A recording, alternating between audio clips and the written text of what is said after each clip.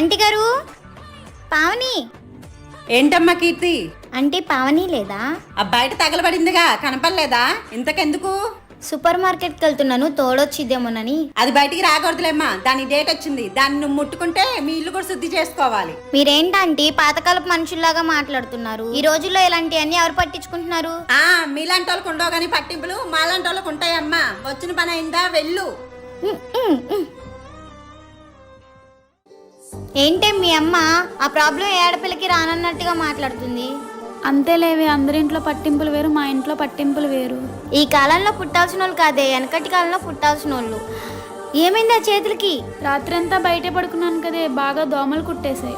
ఏంటి, ఇంత చలికాలంలో మీ అమ్మ నిన్ను బయట పడుకోబెట్టిందా? ఛీ, అసలు మీ అమ్మ మనిషే కాదే. మా అమ్మని మీ అమ్మకి పరిచయం చేద్దాం అనుకున్నా. మీ అమ్మ రోగం మా అమ్మకి అంటిద్దేమో. అమ్మో.